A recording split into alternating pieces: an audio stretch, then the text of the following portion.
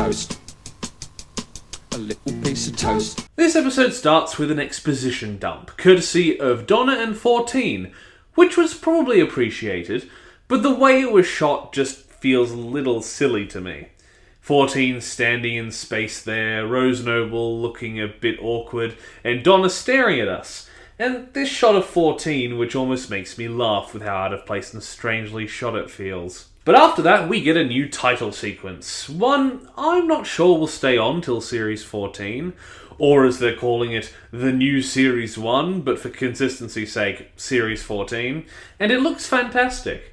The colours mesh together well, and the sense of scale is like something we haven't seen before in the show's titles. It's also nice to see the TARDIS travelling in multiple directions, not just up and down a tube and some clocks. 14 lands in a back street in London and swaggers out, taking in the sights before getting jump-scared by a wild Donna Noble, who he attempts to help but is scared away by seeing her. But fearing her wrath, comes back to assist once again.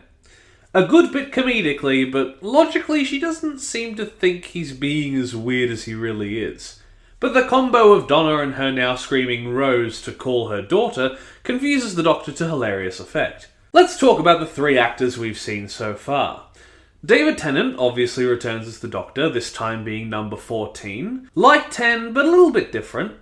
And I honestly have no problem with in this episode. And the same can be said with Catherine Tate as Donna. Although some of the writing and plot points I do have an issue with, but we can talk about that later. But the support she shows for her family is a great new way to emphasise her character, as we have seen the Nobles before, but not as much as a cohesive unit as they are now.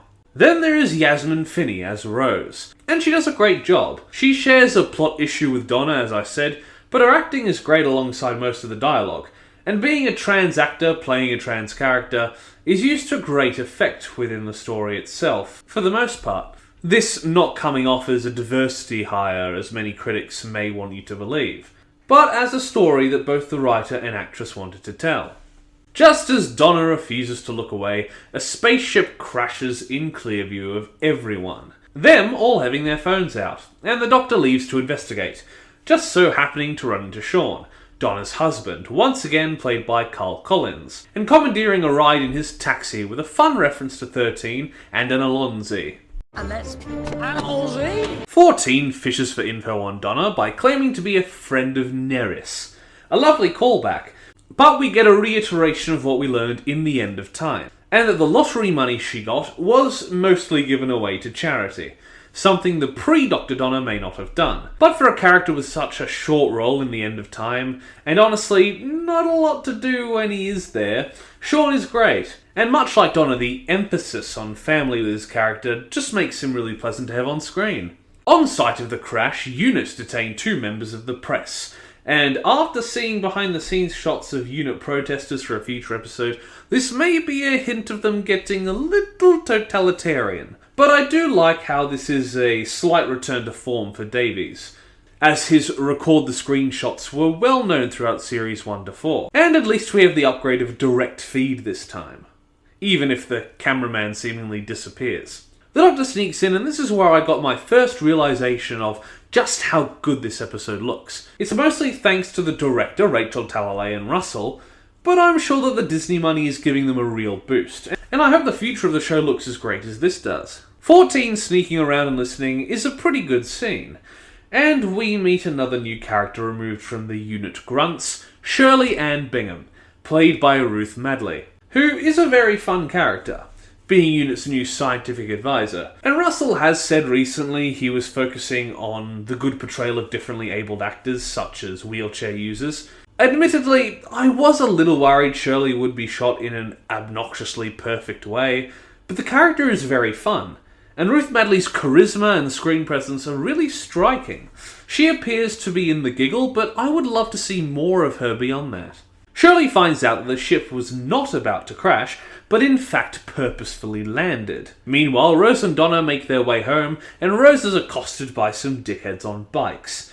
And the use of the scene is pretty well acted emotionally. Rose is slightly stoic and refuses to let their transphobia affect her, and Donna declares war, ready to kill some children. Their relationship as a parent who will do anything to make the child happy is a fantastic through line in the story. And as they head inside, we get some more of it, Sylvia making an appearance, played again by Jacqueline King. Sylvia is quite insistent that Donna knows aliens aren't real, and Rose heads to her little private shed. Sylvia shows a very real and relatable moment as she fusses over using the wrong words to refer to Rose, and slips up a little. To someone unconnected, it may not feel like a big deal, but the fact that this is an older member of Rose's family doing this is heartwarming, and is topped off well as Donna not so subtly jabs that she wished she got that much attention from her mum. Sylvia makes a reference that confuses me to no end, and they sit down as Donna remembers Wilf. And we get some info on what the memory wipe looked like from her perspective. And while the music accompanies, the performance really makes this scene. Rose runs into a neighbourhood friend, Fudge, played by Dara Lal, who I think may be the only human character to be in both this version of the story and the original comic. They find a piece of the ship, an escape pod, and as Rose attempts to retrieve her phone, she runs into Beep the Meep, played by Miriam Margolyes, who plays the part now, and a side we will see later, with excellence and real passion. Also, both the prosthetics and CGI details on Beep are excellent. Little details like the iron ear movement are such minute attentions to detail that add a lot of personality. Adding on to the actor under the prosthetics.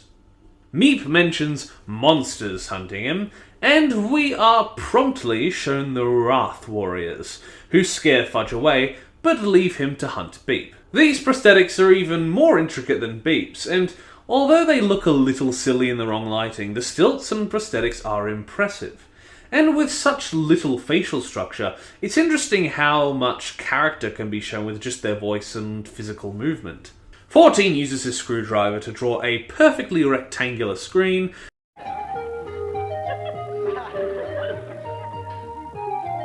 to examine the ship and properly meets Shirley in a nice introduction.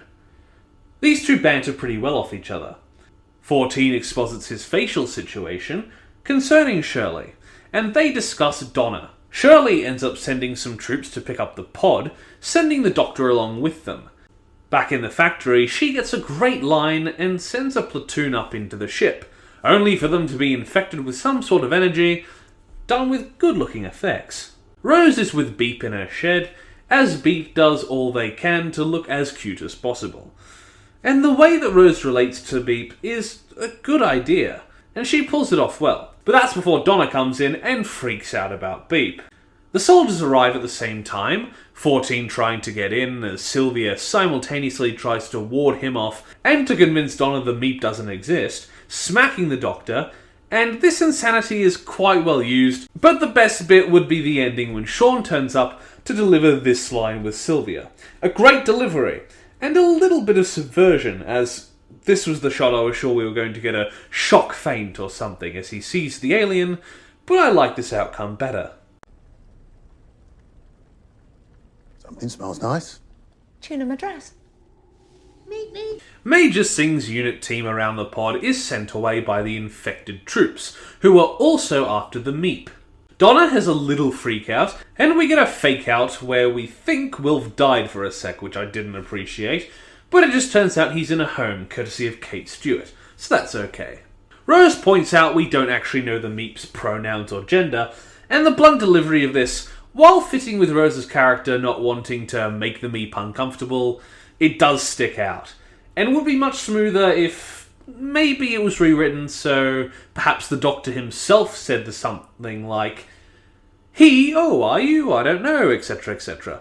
It would have fit the Doctor's erratic personality of forgetting to ask personal details early in meeting someone, and felt more like it was personal growth and not him being told off. As, to be fair, if I found this thing in my backyard, I would have asked it for its gender, because how are you supposed to tell? I proudly proclaim that I know nothing of Meep sex. Tonight the music seems so loud. I wish that we could lose this crowd. Either way, the definite article is a ridiculous pronoun, and I'm pretty sure Beep is transphobic, so I'ma just say he or they for consistency's sake.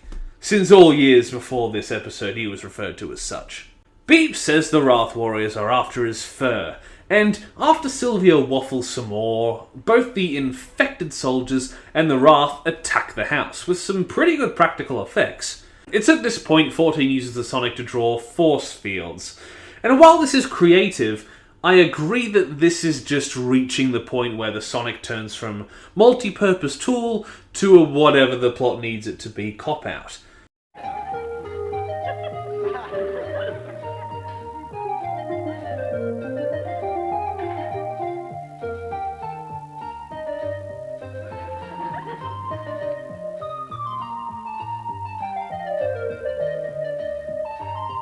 But it does look cool and allows them to get up to the stairs. The plan being to get from the attic to attic to reach Sean's car down the street. Once upstairs, they are intercepted by Flying Wrath. The CGI does look just a sliver dodgy, but I like the idea and execution of their flight pretty well. And I really appreciate the detail you can see on the suits, like they're almost cloven-looking feet. With a nice reference to the Doctor Dancers and Bob the Builder, the gang... Hi, team. Oh, I was going to say team. Gang. Comrades. make their way through the attics, and a sleeping bloke, as Captain Singh and his unpossessed unit are stuck in a three-way battle with the possessed unit and the Wrath. Although I am surprised at the lack of non-vehicle property damage. They make it to the taxi and narrowly escape, the Wrath bolts doing no good against the car, something I would criticise if not for knowing what happens next. And surprisingly, Sylvia shows some genuine gratitude, and they make their way to an underground parking lot. The Doctor takes from the Stones of Blood and starts judiciary proceedings, intercepting a Wrath teleport and turning the lot into a faux court, by article of the Shadow Proclamation, a good piece of continuity. It's a good scene and does well to spell out the hints we've gotten so far, and the two Wrath Warriors are fun for the limited time they were on screen. This is also where we get the background exposition. On the Meep's homeworld, the sun is sentient and went mad, turning the Meep race evil, and Beep is the final one remaining, and happens to be their leader, the worst of all, proven when he pulls a fucking laser out of his ass and kills the warriors, allowing the soldiers infected with the light that is actually from the psychedelic sun to surround our heroes. And after 14 demonstrates their importance with some comedic movement, he's knocked out and wakes up with the family in the back of a military transport. Beep's mania really is sold by Miriam's performance. She must have had a lot of fun with it. Donna laments the situation and questions the Doctor, making the right point that Sylvia clearly knows who he is. And Donna makes a good speech about giving away the money, once again giving a good show of how she's changed, even if she doesn't realise it. Although it's a little strange when she says, Just felt like the sort of thing he would do. and no one brings her up on it. A nice line, but a little out of place, and not even Rose seems to care. They arrive at the metalworks to see the ship nearly repaired, explaining why the ship landed in the scrapyard, and we get the inspired visual of Beep reigning over them all on a little pocket version of the Game of Thrones throne. We finally get an explanation as to what the double-bladed dagger drive the Doctor mentioned is, and what it does is fuel the ship by digging down and destroying the surroundings. Meaning London, boom. Beep has the prisoners held in the basement, even though I'm pretty sure the line was take the prisoners on board, but Shirley comes to the rescue with her James Bond chair. This is also a fun piece of continuity, as when the brig got older and needed a cane, he also turned it into a weapon. I warned you! I always suspected that Major Kilburn was a slimy creep. 14 takes off and the family escape. Only Donna says her goodbyes and locks herself inside to go and help the Doctor, thanks to her subconscious feelings. And Sylvia gets a good little moment, taking charge and leading Rose away to safety. 14 starts to meddle around in the ship with Donna as they are trapped. And the set is pretty good. Although I can't for the life of me figure out why the shutter that comes down to trap them could exist on a ship where the functionality of it is taken into account. Beep starts the ship and deadlocks the controls, and 14 madly dashes from side to side as the shutter closes. 14 tries to do it without Donna, but the dagger drive starts ripping apart London, as we see thanks to some good aerial shots and some fudge POV. But they run out of time, meaning the Doctor has to decide to let Donna's memories out. The performances are great, and although I find 14 activating Donna like the Winter Soldier a bit silly and not in the good way, the script and performances are top-notch. Even the revamped music adds to the scene immensely. A fantastic moment that knows where to hit you. They stop the ship, leaving Donna to die in 14's arms, another greatly acted moment. But as they save the day and the dagger drive reverses, the rivers of fire in the street just sort of close up.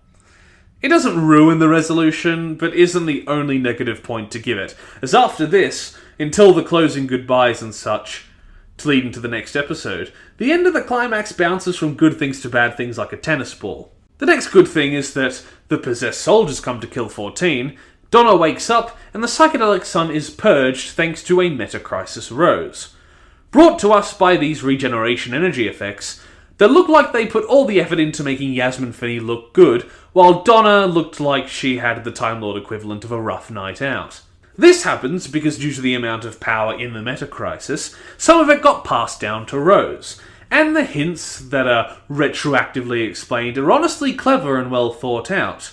Rose's shed is her memory of a TARDIS, the name she picked was related to them, and the toys she makes are references to aliens. Her stating that now that part of her is unlocked, she finally feels like herself, which is a good feel-good note for the character. They also make a point I've seen idiots disagree with for a while now, that the Doctor is kind of beyond gender. For someone who can so easily switch from male to female, and could literally regenerate into anything, of course gender doesn't matter. As 12 said, "We're the most civilized civilization in the universe. We're billions of years beyond your petty human obsession with gender and its associated stereotypes." although I'm not sure it fits well in that moment or is explained very clearly, it's nice for me to see my argument won, and I'm sure it made some people somewhere feel better about themselves. 14 finally has a proper good moment with Sylvia as they all celebrate the victory. Shirley getting a fucking strange line. There's a word for you, Doctor, and that word is jammy. So, I have no idea what to say about that. Jam on toast. And 14 ejects Meep in a nice light-hearted fashion, only to be parachuted down for the raft to collect. Beep gives a hint as to a future enemy, referencing their boss, and we get the last negative point of the episode. You see, the meta-crisis energy is still affecting Donna and Rose, so they have to do something about it. So their brilliant plan is to let it go. Not only does that devalue the ending of Journey's End, as why didn't she just let it go then, unless she wanted to die? But while doing this, she insults 14 for being a man? Even though he was a woman how long ago? Just passing by, because I got a bit lost. It's funny.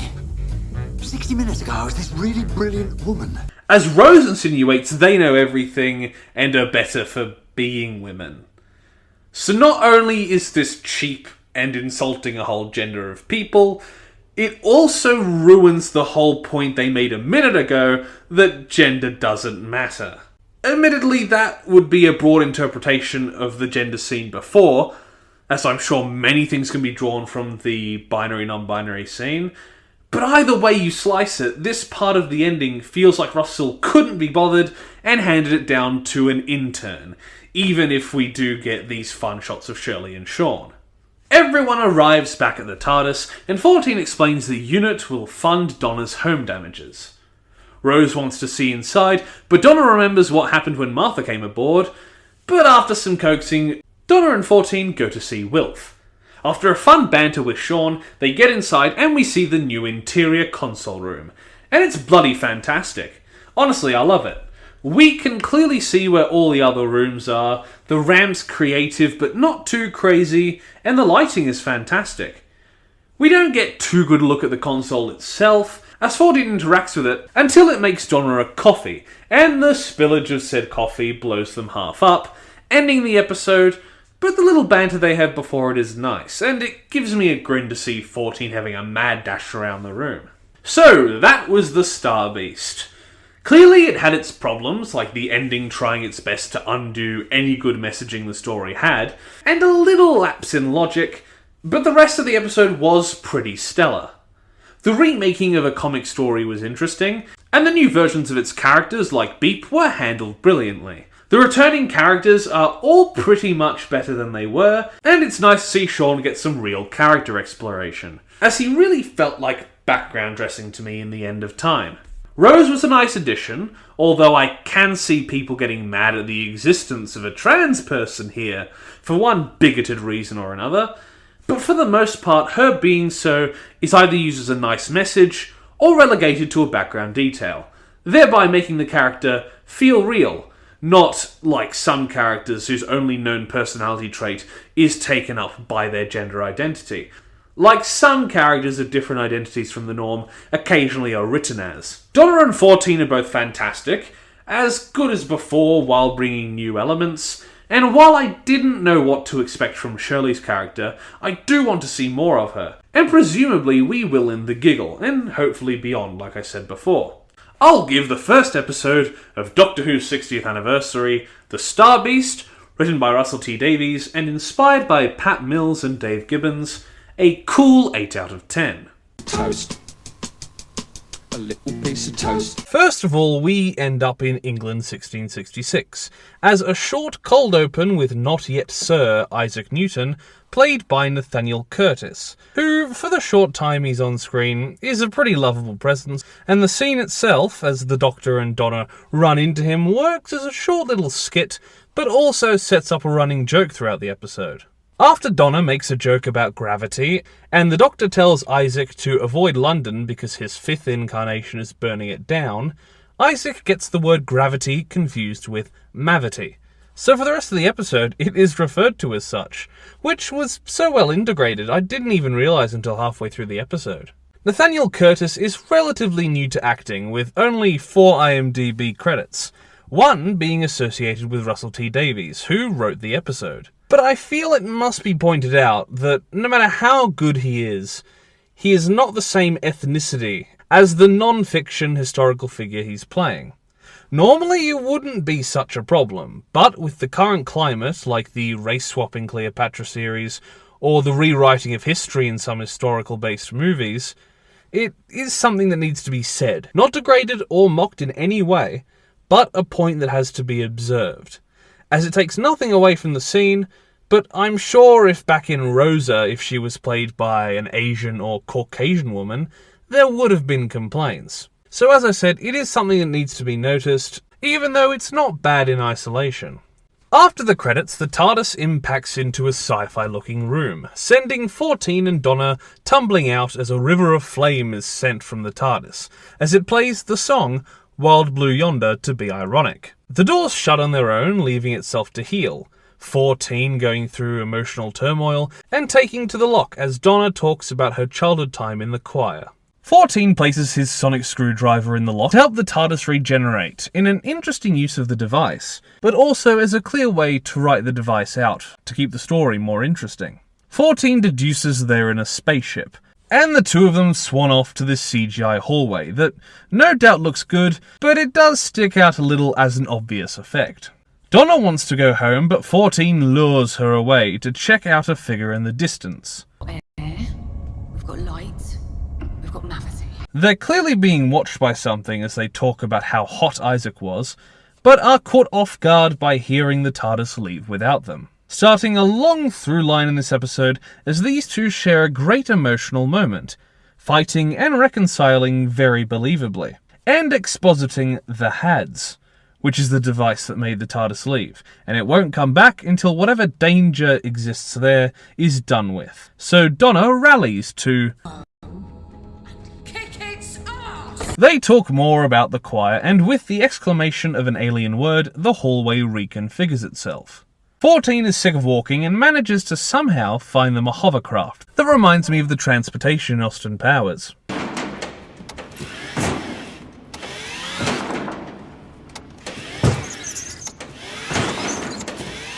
Making their way to the robot dubbed Jimbo quite a lot quicker, who, while he doesn't do much, has a pretty good design. It takes a step, but doesn't do much else, and is clearly run down. They run through some ideas and continue forwards to the cockpit, finding it bereft of life. 14 boots up the computers and figures out they're 1 to 10 in order to read the screens. How he knows that what we learn later are equine-like aliens use a 1 to 10 system and not something else is a different matter, but he manages to read that there are no life signs, it's running on low power settings, and 3 years ago an airlock opened.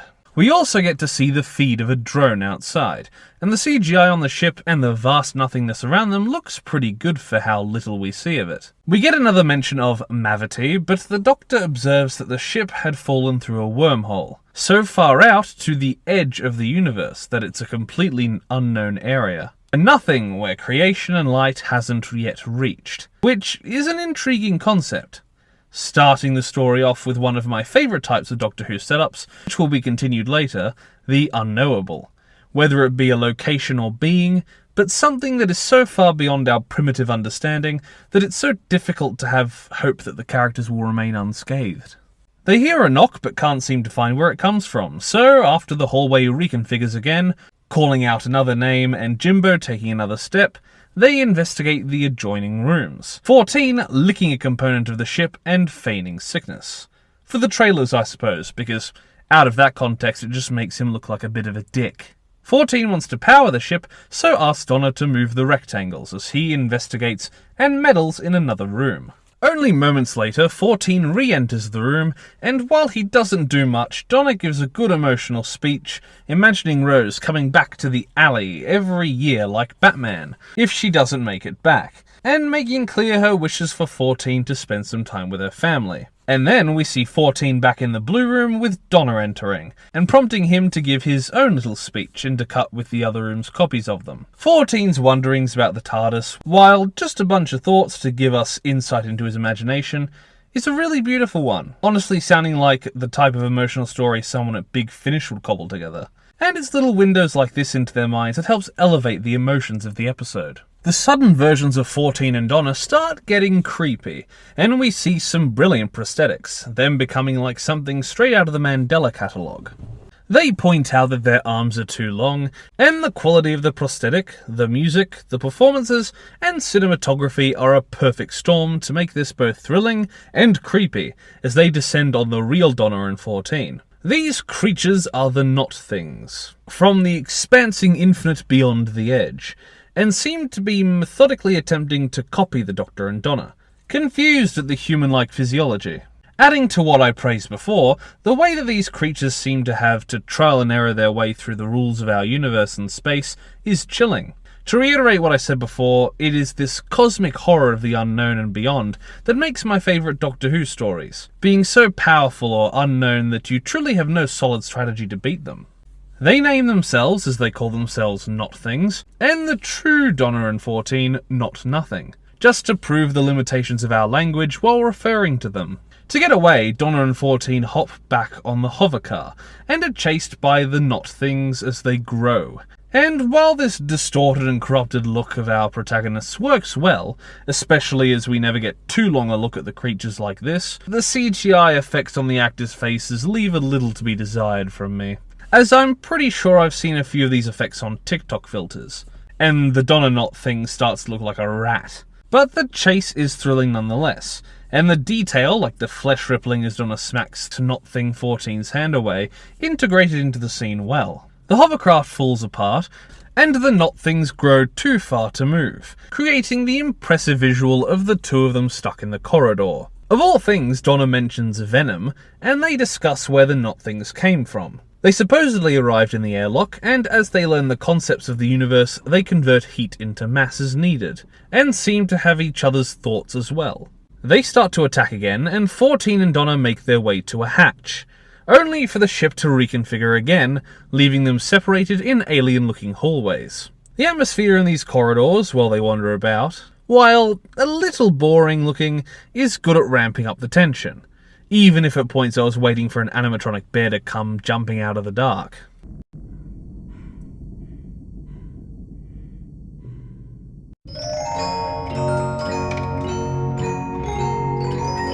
The duos once again meet up separately, and while it is easy to guess which of these in the pairs is real, The performances and writing is on point to leave just enough doubt that the tension remains. With the real Donna and not Thing 14, she talks his ear off into confusion, and he proves that by taking off his tie he's the real thing, since the not things might not know about surfaces. Once Donna thoroughly confuses him, she asks about the tie, it disappearing from the ground, and we get my favourite line from the not thing doctor. Oh, I see. And something is gone and keeps existing. Before he combines Exorcist and CGI of the big babies to chase her away. With 14, Not Donna manipulates him by talking about the flux and the timeless child, claiming to have seen it in the recent meta-crisis. And the reaction from the Doctor on both counts is far more satisfying than almost the entirety of both arcs, which is honestly unfortunate. But the rage and sadness of the performance radiates, and Not Donna pressures him fantastically, really hurting him as she melts and screams at him. He escapes, but he has to let off some steam in this melancholy scene before ultimately running again. The ship reconfigures again, and all four meet up in the same room, and the trickery they use to hide the screen doubles is pretty seamless. It's probably one of the two most impressive pieces of the cinematography this episode. 14 finds the real Donna by confusing the creatures, by proving the insanity that is humans, as he states that two contradictory states are both true. Donna thinking she is stupid, but at the same time, brilliant, and using the same belief logic to keep the intimidating not things at bay by drawing a line of salt. Where did he get the salt?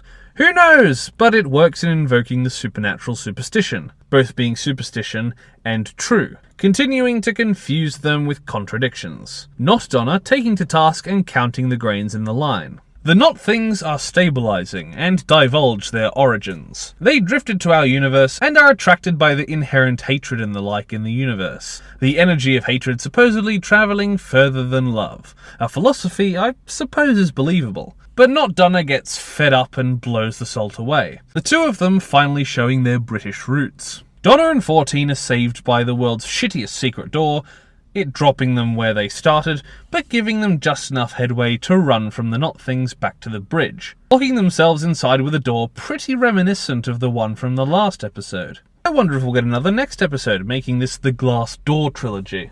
The not things are almost completely copied, and 14 and Donna figure out that the not things intentionally rile them up, and get better the more they think, which is probably one of the Doctor's greatest weaknesses. But slowness, and subsequently the slowness of their thoughts, weakens the not things. The performances from this point on are once again just stellar, especially with the dual roles that the actors play. The not things start to prod at the Doctor, forcing his brain to start thinking the answers to all the lingering questions. The first being, what is making that clanging sound?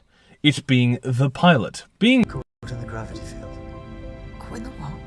Gravity field. 14 wonders why the captain is outside without a helmet, and realises that the not things don't know either. 14 is unable to rein himself in, and Donna realises the airlock was actually the captain killing herself, to stop the not things from copying her and taking the ship. The ship reconfigures again, 14 and the not thing Doctor figuring out what it is. Slowly, the ship is becoming a bomb. Very, very slowly, because the not things can't figure out slow. And couldn't figure it out since the detonation device, the robot Jimbo, can't be copied. The words we've been hearing being a countdown. The not things go to stop the robot, and have to fight 14 for the door controls, in a pretty tense scene, and 14 does the only thing he can, speed the bomb up. It becomes a chase to get Jimbo, starting to look like an episode of The Flash, unfortunately. 14 tosses Not Donna, only for her to be pummeled in epic fashion by real Donna, and the Not Doctor escapes by shifting into a less human shape. But as the Doctor rightly points out, if they had slowed down the Not Things enough, then, as a time machine, the TARDIS would know when to come back in order to pick them up. He hovers the TARDIS over and is forced to choose a Donna, asking about the choir teacher, one giving a thoughtless answer, and one giving a deep one. He takes the wrong one, who gives this greatly menacing performance, and Donna is left to call out in despair, as he leaves without her, the bomb detonating, leaving only seconds till her death. This whole amazing climax being resolved as 14 observes, Your arms are too long. and rolling Not Donna out of the TARDIS and grabbing the real one, leaving the Not things to their fiery demises. I don't think the TARDIS ramp thing is totally ridiculous, but this climax is really made by Catherine Tate's performances, selling the tragedy of the situation before they make it right and escape. The ship going up in gloriously rendered flames. 14 makes the excuse that the Not Donna was a 99.9% copy, so it makes sense they were confused, and teases a future villain by mentioning the thing with the salt may have called in another being to the universe due to the superstitious nature of it. 14 is concerned if Donna remembers the things that Not Donna manipulated him with, and Donna says she can't remember, but tries to help 14 anyway. I wish there was more in this scene, but the two of them continue to work off each other nicely, so I can't really complain. They land back in the alley a day or two later, only to be met by the one, the only, the best Doctor Who character since he appeared in the Doctor Who Peter Cushing movie, Doctor Who and the Voyage of the Damned, Wilfred Mott, played by Bernard Cribbins, rest in peace. It seems this will unfortunately be his final scene, but the way he talks to Donna and 14, it was worth it to see him again, even if it isn't a grand farewell. The reunion is lovely, but the episode itself ends with riots starting in the streets as Will starts to panic. The family is safe, but they are forced to take refuge from a crashing plane as the credits start to roll. So that was Wild Blue Yonder, and while it may not have had Matt Smith, Peter Capaldi, Michelle Gomez, King Charles and Jesus Christ himself in it, it was a pretty good episode.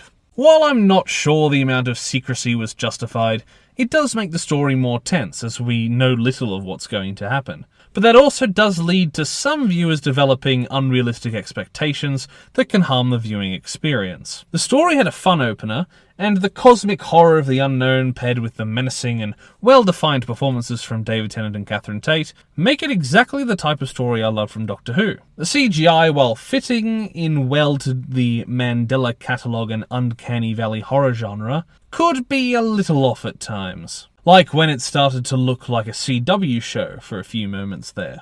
But on the whole, I really enjoyed this episode. The creative villains and story were impressive, and I'm sure that in a little time this might be put up there with the likes of Blink and Heaven Sent, even if I think I might prefer those episodes personally.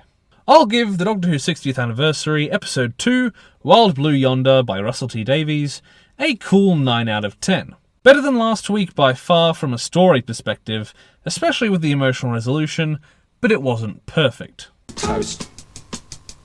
A little piece of toast. Our cold open starts in 1925 Soho, immediately setting the creepy vibe. A lot of this episode carries with the dark road and an immediate introduction to the Toymaker's 7-note motif, as Charlie DeMello, playing Charles Bangery, makes his way to the local toy emporium to make a purchase. To help him with this transaction is Neil Patrick Harris, as the Celestial Toymaker. And we will talk about the different aspects of his performance soon, but for now I will say that, as a whole, his performance was perfect. Menacing and just the right amount of camp to create the terrifying juxtaposition from one action to the next. The silliness making the moments where he becomes brutal have much more impact. The Toymaker starts with a funny sounding German accent, and this helps making him start off seeming more kooky than nigh immortal serial killer. But it does give a little chill when he slips back into the English, as Charles seeks to buy a puppet named Stooky Bill. The Toymaker attempting to make him feel guilty, as if Stooky were to be bought, his children and wife were to be left alone. And while that is a little silly, once again the way it returns later on in the story is pretty creepy. The Toymaker does his now signature 7-toned laugh, and is maybe a little racist to Charles. I really must apologize for the rain. You must be used to sunnier climes. I was born in Cheltenham. Before he sends Charles and Stooky on their way. Before leaving, Charles does some good old expositing, telling the Toymaker he is delivering the doll to his employer, John Logie Baird, played by John McKay, who is building the world's first television. The scene where Charles and John make the Stooky Bill image is acted, shot, and scored pretty well, so that the sense of energy is there. We get the feeling it is an important moment, even if they're just looking at a screen. And the good-looking recreation of a real photo/video is impressive. Stooky moves, proving the concept real, as he laughs the Toymaker's laugh and burns, giving us a sense of foreboding before the credits finally start, making perhaps the last time we see these credits. We won't know until Christmas. The episode comes back to the modern day. You can tell by the Chibnall-inspired text on the screen. Well, at least now they aren't yellow, orange, or green. And the streets are chaos, which is shot, directed, and blocked brilliantly, really selling the mania of the situation. 14 gets between a man and a car to try and figure out what's happening, and the man gives us some nicely acted exposition. That 2 days ago everyone went mad, and that now everyone thinks they're right. Yeah, the message is quite plain, and it is expanded upon later, but you can kind of understand the gist here. The rustle is showing how much of a crapshoot places like Twitter and the news are, with the constant bickering and vying for control. And a bunch of colored pencil drawings of all the different characters in Harry Potter fucking each other. Welcome to the internet. But then again, that is a little bit of a fallacy. To write the commentary that everyone thinking their own way is right, you need to think you're right in writing it. And that sentence was one step away from a tongue twister. Donna is stationed with someone who is clearly a Wilf body double, and mime Patrick Harris briefly dances and Frenches 14. No, you dirty bastard, he speaks French, get your mind out of the gutter. It's at this point unit descend to kidnap 14. Donna, of course, coming along, but asking to get Wilf's body double to safety, who responds with a line taken from Series 4. It's a good idea to have a replacement for Wilf, just to keep the continuity of the specials on point. It's really such a shame that Bernard Cribbins couldn't film all his scenes this episode, and they handle the workarounds with dignity and respect. They are taken by helicopter to Avengers Tower, also known as the new unit headquarters, with a musical piece reminiscent of Series 9, once again reminding me that the Series 10 soundtrack will never see the light of day, and they are greeted by Shirley, once again played by Ruth Madley, and Kate Stewart, played by Gemma Redgrave, who looks like she's about to smack the shit out of 14, but ends up hugging him and pleading for help. Shirley returning from the Star Beast, and now is looking like she's going to be reappearing in Shooty's new seasons if the photos leaked by the papers are anything to go by. Her character is still good here. I do miss Osgood as their scientific advisor, but when Shirley's personality is given some time, she is decent. But time will tell if she becomes a fan favourite. And of course, following in her father's footsteps of always coming back is Kate, who gets a few really good moments this episode, and I'll never get tired of seeing her. Since Series 7, she's been in at least half the season since, and I hope that she'll continue till she's as old as the Brig looked in Battlefield, or even Enemy of the Bane. Kate gets only a little information off before 14 can gush over Mel being back, the role reprised again by Bonnie Langford. And thank God she was here, because this is the first time she has felt really fleshed out for me on screen. Sure, she gets a lot of good time in the audios, but a lot of her episodes back in Classic did not do her many favours, especially with the manic climate the show was under back then. She may not have a lot of time this episode, but like with Shirley, what she does get is pretty good. Donna and Mel joke, and Kate starts the exposition dump. Every citizen has been given the belief that they are all right, all across the world, causing disasters. Conveyed well when we see this live feed of a man crashing his plane, and what a regular day in Parliament looks like. Why should I care about you? No change there, then. We learn that thanks to this Vlinks guy, UNIT have created a bracelet that hinders the negative effects, displayed brilliantly as Kate takes the madness onto herself, becoming a raging ableist Karen. For how comedic that summary is, this scene and Kate's emotional aftermath is pretty effective, the personal level adding much more to the idea than random people freaking out in the streets. This wave is generated in the brain of those who haven't had a lot of TARDIS travel, and we get a great return of Trinity Wells, who is looking more like modern J. Jonah Jameson from the Tom Holland Spider-Man films than the reporter she was, showing now that the people are so emotional they jump to the conclusion UNIT is corrupt, as said in the previous review, something that set photos hint towards being a future plot point in the show. The wave is analysed and had appeared the same day the whole world was finally fully satellite covered, Meanwhile, Donna notices the wave is actually a musical arpeggio. So after a reference to Series 3, Mel gets to show off her singing chops that got her the job from 24 Carat, and Shirley finds where the tune and subsequent creepy laugh is from, the first television image, Stooky Bill. Every human recognises the palindrome, and 14 makes the discovery why the laugh is so familiar. It's in every screen, TV, phone, tablet. Got a screen, you got a Stooky. And the demonstration he gives does well to demonstrate the scale of an infiltration like this. 14 gives an ominous speech about the Toymaker, and then starts a diatribe on how bad humans are out of left field. I mean, he is right, but with the exception of this great line, Using your intelligence to be stupid. it doesn't really fit in the scene or is segued too smoothly. But at least it matches to the message. Kate gets the Doctor's permission, I assume as President of the World, to shoot the satellite out of the sky, setting up a galvanic beam, whatever that is, to shoot it down. And we get the impressive visual of the helipad moving so they can set it up. A pretty clever use of the tower. 14 gets a nice scene with Mel, where she explains how she's here and the unfortunate fate of Sebulum Glitz. And then Donna and Kate talk, offering Donna a job before Donna and 14 run along to the date and place the Stooky Bill shot was filmed. Now in 1925, Donna and 14 talk about Mel, and start discussing the fact that 14 is becoming run down, especially with all the flux and timeless child business. But he ignores her in favour of going to the nearby toy shop, after a really weird cat and mouse exercise through the window as the music gets increasingly more overbearing and foreboding. The scene where 14 and the Toymaker come face to face is pretty good. The Toymaker's monologue being fun, and Donna's interjection being very in character, even as she starts to get scared at 14's insistence that she leaves. And we get the identity reveal with a weird overlay shot. And it's nice and a little bit shocking the first time you see it, and to see it in colour for that matter. And it certainly helps give a little information for anyone who doesn't know the Toymaker to infer he was a first Doctor villain, but upon seeing it again it is a little abrupt and distracting. But the current actor's performances sell it well, especially as the Toymaker leaves, making his laugh, and forcing 14 to jump the counter with considerable effort. Oh, my hip! Luring 14 and Donna into an endless hallway of doors. A doorway, if you please. And they have a nice heart-to-heart about his first encounter with the Toymaker, pretty much doing all it can to ignore divided loyalties, the Nightmare Fair, and a handful of comics.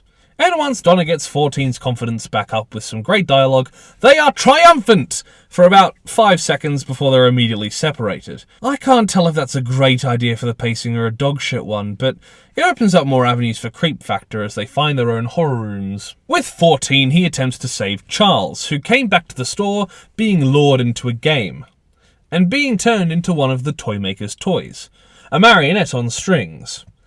And while the CGI of the actor's head is a little odd, the performance and the actual real puppetry matched with it makes this scene impressively creepy, for how short it is, especially off-putting when it morphs into 14, scaring him enough to run out. With Donna, she runs into Stooky Sue, Bill's wife, who is pretty creepy with a nice vocal performance and good movement. The babies aren't as good, unfortunately. Sure, the tension ramps up nicely, but Donna just kinda tosses them. Sue remains the creepiest, even as Donna gives her a taste for her own medicine and beats her against the wall. 14 and Donna reunite and are forced into watching the Toymaker's puppet show, where he haunts 14 by telling Donna about all of the subsequent companions the Doctor got killed. Although of course missing a few, but if we were to get into them, we would be here all day. And to be fair, I don't know all of them. I haven't touched a Doctor Who Adventures magazine, or listened to the 11th Doctor Chronicles, or finished the 10th Doctor comics. But the scene itself, the puppets added to the performances of all characters, especially with the Toymaker's taunts as 14 tries to justify Moffat's inability to kill companions with any sense of finality, makes the scene fantastic, taunting 14 with the flux, so in a moment of anger, challenging him to a game. Oh, well, that's all right then!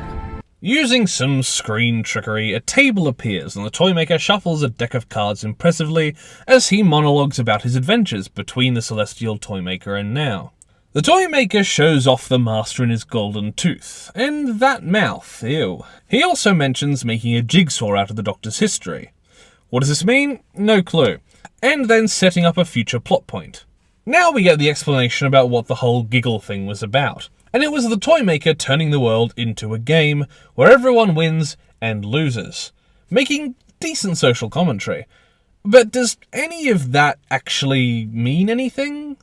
Seriously, what is his objective? A never-ending game? But why would he want that when it's just people screaming at each other for all eternity? It's a good idea in concept, but I don't see how we got from there to the execution. 14 chooses to cut the cards, and we get the rules of the character. The Toymaker can't cheat, he follows whatever rules are set, and the scene is pretty tense. But the Toymaker wins, leading to 14 invoking the best 2 out of 3 rule, which is pretty clever. It's such a basic way to settle who comes out on top, but to make the Toymaker beholden to such a rule is a clever way to take the character. He escapes to 2023, leaving Donna and 14 to run out of the store as it implodes, turning into a box they take back with them in, while not a very tense scene, was pretty visually well done. In 2023, the beam takes out the satellite, but 14 sets Donna to create a template to coordinate all of the satellites and such, with a name drop of what looks to be a future plot point in Triad. But I have to ask, is all of that doctor knowledge still in her?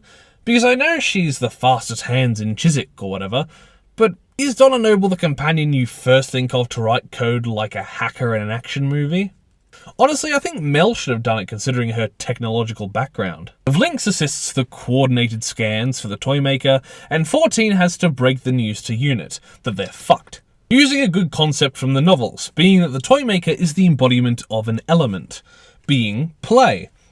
Which is very similar to the Wilderness Years mythos, where he was the Crystal Guardian. Much like White and Black, who stood for chaos and order, he embodied dream and fantasy. Something along those lines is interesting to put in, but once that's out of the way, we get the best sequence of the episode. I honestly can't sing this moment's praises enough, so if you haven't seen the episode, you should go and watch the scene. And you know what? If you have, go watch it again anyway. The Toymaker commences a musical sequence to spice up your life, and it rocks. He murders people, traumatizes Shirley, gives Kate brain damage, and spins Mel like a dreidel, before peacing out. 10 out of 10 would spice up my life again. The only problem is that Donna does literally nothing.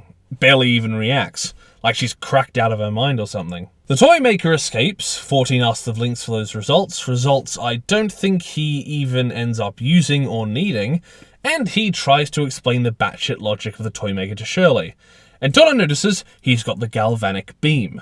14 rushes out to confront him while trying to keep everyone else at bay, while NPH hams it up flamboyantly. He gets a cold line. The ground staff, where are they? I think they're still falling. And 14 tries to appeal to the Toymaker, making some decent points, asking the Toymaker to leave and play elsewhere with him. This reaction is pretty good, the Toymaker selling the essence of how big the character actually is, and the music scoring them adds mountains of emotion. The Toymaker refuses and makes a pretty good speech about why he enjoys humanity so much. And with such a good motivation here, it makes me wonder why this episode has the narrative problems it does. A message dropped halfway through, unexplained plot points, dropped points like the Vlinx's scans. It's like for every 5 steps the story takes, it stumbles, forgets its footing, and continues on a path 10 degrees to the left. You make games out of bricks falling upon other bricks. You are exceptional. The Toymaker starts to fire and absolutely rips through 14, using the application of a pattern as a rule, meaning their next game has to be played with the next Doctor. Wow, the Doctor's had a hard time with lasers recently. 12 was shot by Cybermen a bunch of times, 13 was lasered by the Master shifting the Quarunx beam, and now 14. Can't our guy catch a break? The kind of regeneration scene we get is pretty good. It's decently scored, and Donna and Mel helping him through it is pretty heartwarming. But of course, it's David Tennant, and even though he gets a good last word, directly opposing 10s, David sticks around as 14, and 15 is pulled from him in a very strange moment. It's good to see Shooty, but before even talking about him, we have to talk about the bi-generation. The effects are average, but the initial explorative camera movement was impressive. Even so, the problem is this is not explained. It doesn't happen for a reason, it just kind of does, and then it's ignored. What makes it even worse is that Russell had the opportunity after the show to explain it, and instead decided to make it even more complicated and say that every other Doctor bi-generated at the same time down their history, Meaning every Doctor now has a not dead version of them running around, making the timeline look less like a straight line numerically, and now looks like this bad mock-up I drew in paint. I suppose this explains how we get non-canonical stories canonized, like the aforementioned Nightmare Fair perhaps, its alternate timelines, what is apparently being referred to as a Doctorverse, which I suppose is an alright idea, although a little uninteresting nowadays due to the focus on multiverses in films and other media in the past few years. But this isn't the way to go about it. There is a mention from Ncuti later on that kind of infers that 14 will die at a later point, and then 15 will pop up at this moment, and that's how 15 regenerates and appears. But that's not really a solid explanation, more just a line being inferred. Even on the after shows like the podcast, Russell has been quoted as having theories. But he is the showrunner. He shouldn't be working with theories. Playing with them? Teasing them? Maybe. But to put something on our screens, not explain it, and then tell us it could be something, and not actually explain it, much like the resolution of his commentary in The Star Beast, is lazy. Even if in isolation here. If it were explained, it would be more interesting than frustrating. Putting aside that mess, having the two of them interact with each other is pretty fun, and their little interaction with Mel and Donna is pretty good. A nice attention to detail is that 15 takes 14's tie and shoes, gets his own shirt, but doesn't get any pants, while 14 keeps his. But if you look carefully when they separate, goes barefoot. And at least it works pacing-wise, as usually it would be much further into the episode when 14 regenerates, meaning we get the time to let 14 win along with 15. Instead of 15 continuing where 14 left off, even though it does sort of devalue 14's win. Their matching energy is great, and we get the non-explanation of bi-generation before they challenge the Toymaker to a game, which is a cool moment.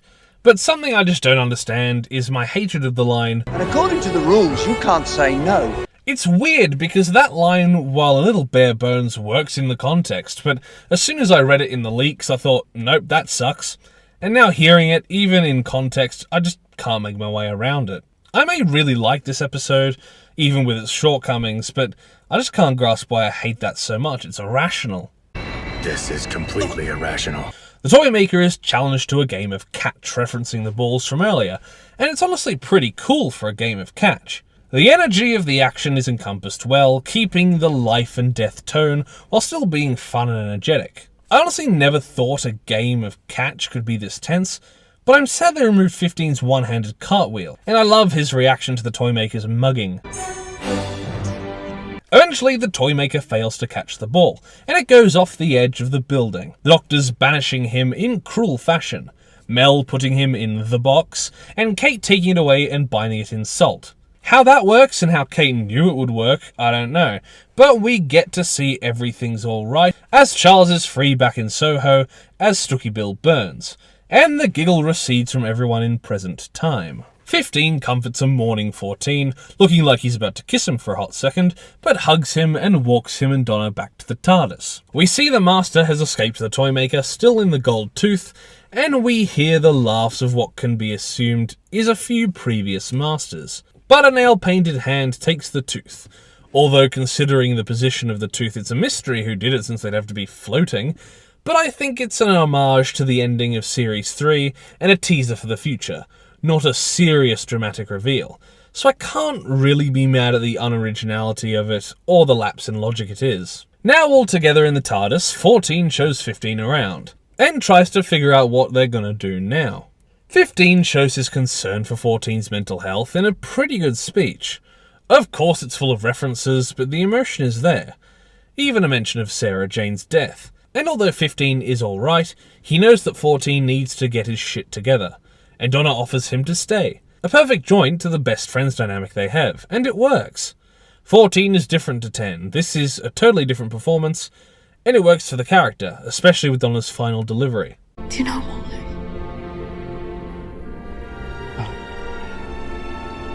To come home. Although he couldn't ever leave the TARDIS, so Ncuti pulls a Toymaker-coated mallet from inside the TARDIS, the second time the entrance bridge is used weirdly in a story, and with palpable enthusiasm makes a new TARDIS, with a jukebox and an off-ramp. The logic here isn't very clear, but it works well enough, I suppose, especially with the performances and cinematography, the scene having an internal logic rather than, oops, I guess it just happened this way, even if it is a bit like that. We get to hear 15's theme as he says goodbye and leaves us excited for the next era.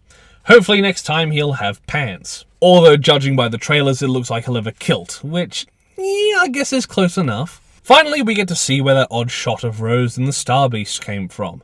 A family lunch, with 14 as part of the Noble Temple family.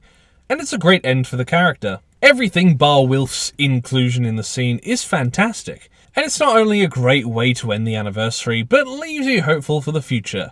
And it's nice to see all these characters together as a family. Even better when Mad Auntie Mel turns up. It feels nice to see the now orphaned Mel with a family she can be happy with. As I said, there is a downside, and that is them pretending Wilf is off-screen shooting moles. Not only is it something that seems a little out of character for the man who couldn't kill anyone in a war, but when Jacqueline King says the expository line, the pause after and the during, it feels a little hollow and awkward. Like they're bringing attention to it, and could have just waved away his non-appearance, instead of having gunshots ring mid-sentence to remind you where he is. 14 tells us he is happier than he ever has been, which is pretty believable, and we get one final shot of 15 revving up the TARDIS, ready to take us to the upcoming Christmas special. So that was the Giggle. Did it do well to top off the 60th anniversary? Well, I'd have to say yes.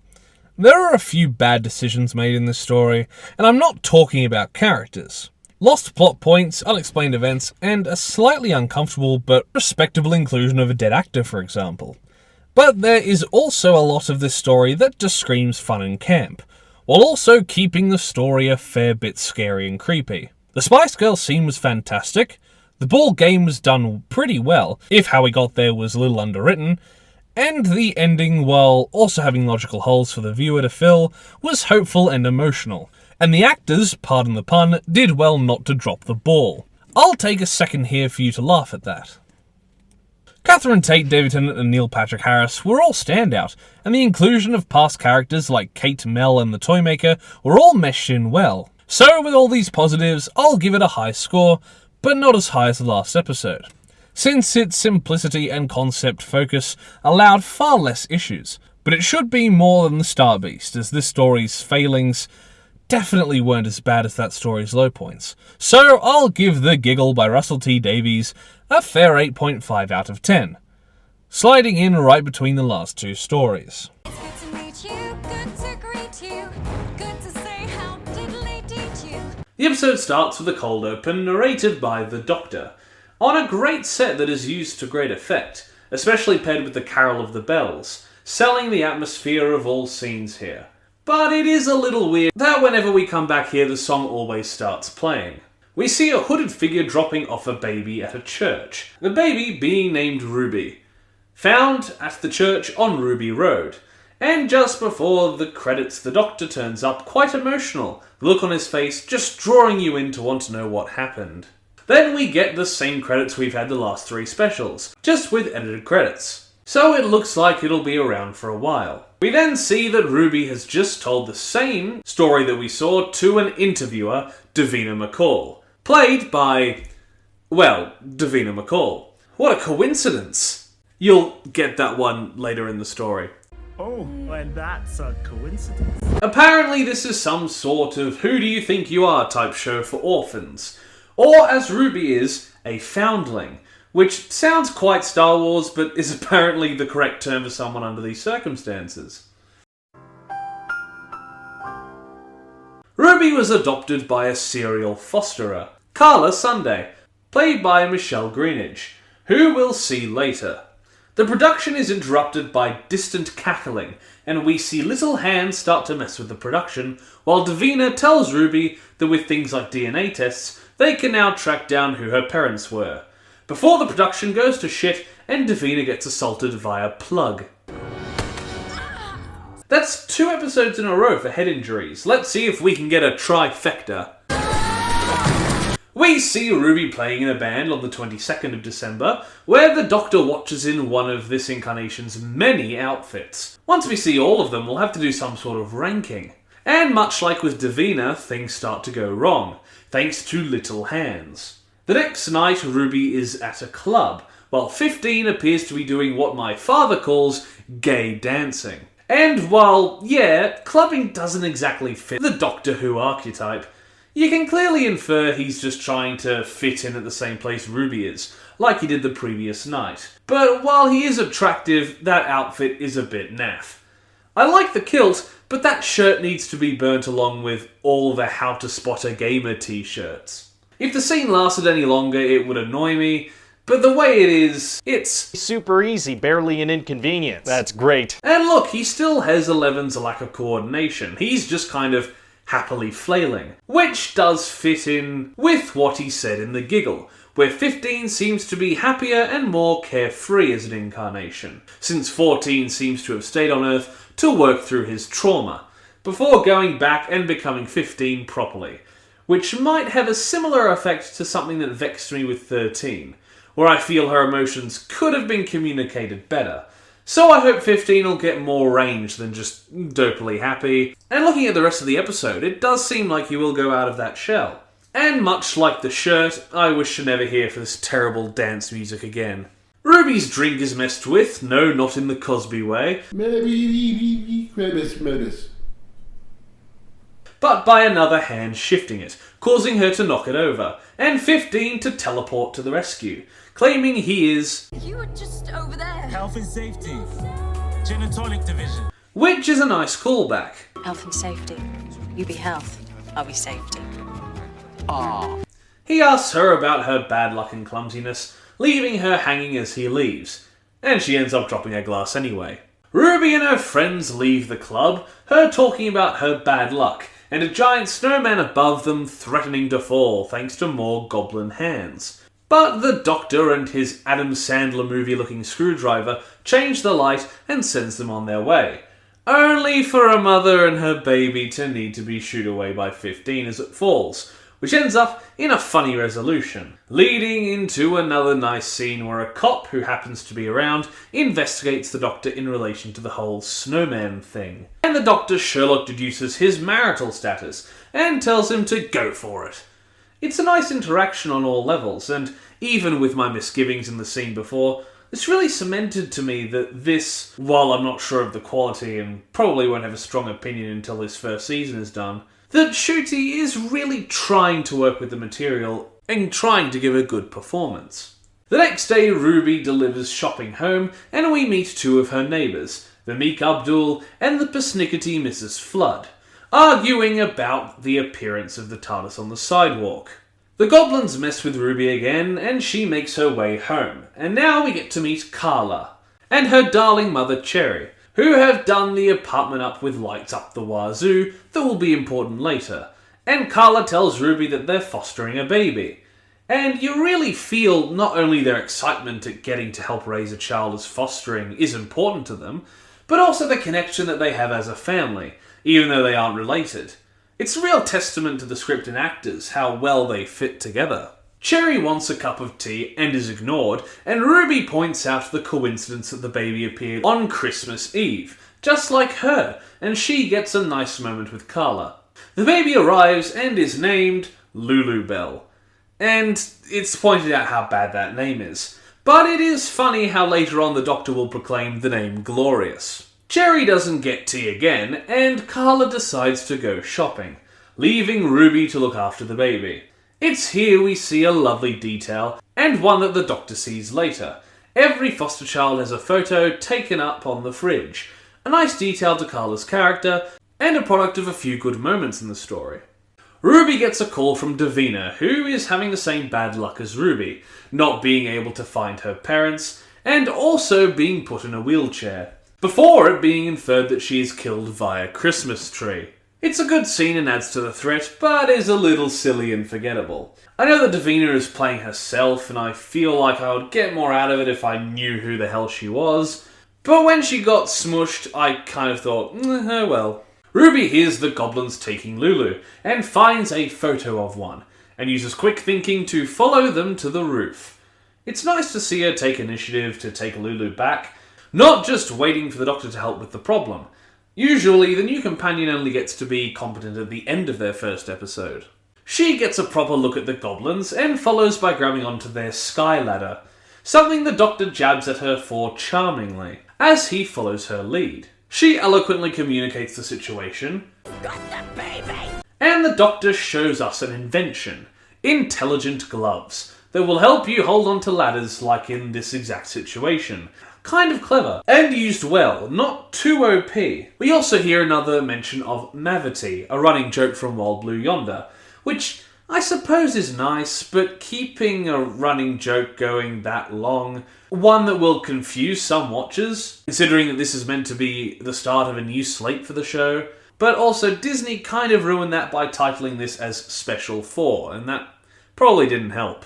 They're pulled up to the Goblin ship and captured, and the design of the Goblin ship is pretty cool. We don't really learn how it does anything, as it certainly isn't technological, but I think that since the Goblins themselves have their own logic and way of existing, as defined by the story that we'll touch on soon, it doesn't really matter if we know exactly how the ship works. The Goblins, as the Doctor says, work abstractly within the rules of coincidence, luck, and ropes, which is all pretty creative, like how the toy maker the episode previous worked on the logic of play. The Doctor figures out that all the luck and coincidence around Ruby and Lulubelle makes the baby tastier, and the luck they've been giving Ruby is what attracted the Doctor. The Goblins fucking with her for weeks to weave her into events, as they are rudimentary time travellers, something the Doctor takes offence to. The two have pretty good chemistry, and with 15 being like the 6th incarnation to talk about hanging out with Harry Houdini, he learns the way the ship works, filled with ropes, needing to pull the right one to manipulate the ship. They head deeper into the ship to save Lulu before the Goblins can eat her, and we get to hear and see a performance of the hit UK Christmas single, The Goblin Song, by Janice Goblin, but actually sung by Christina Rotondo. And yeah, this song is pure camp, but I can't help but love it. And it gets even better as when the song ends, and the Doctor and Ruby crash the Goblins' party, they distract the Goblins by continuing the song with their own verses. Once 15 gets a little curtsy in as he's addressing the Goblin King. While all the singing is great, let's talk about the villain designs. The Goblins themselves are done with mostly makeup and prosthetics with CGI assistance, and the fact that they are played by proper actors and sized matched with camera perspective and CGI gives them a very unique way of looking. And that's also the same for the Goblin King, who is a very large puppet/animatronic. And while his appearances are a little underwhelming, as he doesn't do much, he still looks pretty good. Although I think he would have been better with at least a little bit of a speaking role. All the singing allows the Doctor to buy time for the ropes he messed with to unravel. So with the super gloves, he gets them out, landing back on Ruby's roof, even if they don't do a very good job at showing inertia and forces, as they land pretty peacefully, even though the glove supposedly made them heavier. Cherry and 15 get a good interaction, and even though she's funny, she still gets no tea. 15 decides they want to luck-proof the house, turning the heater off, unstacking floor-level items, and the scene is fun. We even get a great emotional moment as 15 notices the Foster collage. They remember not to leave the baby, continuing their great chemistry, and Carla comes back, who just seems kind of a little too oblivious and good-hearted for her own good. Carla points out all the coincidence around them, not even able to be stopped by Ruby unloading her emotions about not finding her mother, which is a good emotional moment and well acted. The coincidences pile up, and 15 gets a good little moment. The house starts to crack, and although everyone is fine, there's no trace of Ruby. A point exacerbated when 15 leaves for a moment and returns. This is quite clever, as once he comes back, there is a lot of detail missing. The lights are gone, Ruby's room is gone, and the photos from the fridge are gone. Carla seems heartless as well, 15 trying to get her to remember Ruby, in honestly one of my favourite scenes of the episode. This exact scene being what I personally think is 15's what they call an I am the Doctor moment. His emotions feel real, and you really believe it when he vows to fix the situation. The crack that ran through the apartment was apparently the Goblins going back in time, deciding to take Ruby instead of Lulu. So 15 runs outside to the TARDIS to stop them, being seen by Mrs. Flood, who after this inexplicably becomes a different character. Terrible writing or planning a later story arc? Who knows with those messy plot points in the Star Beast and Giggle. The Doctor appears in the past to see Ruby's mum leaving and her being snatched by the goblins. So paired with Carol of the Bells again, which the goblins also seem to be doing their little version of, he somehow gets to the roof of the church without anyone noticing, and in a clever, intense scene, uses the heaviness of the gloves he mentioned earlier, and by jumping off the roof, to pull the goblin ship down and spear both it and the king through with the tip of the steeple. Just like what happened to Rassilon.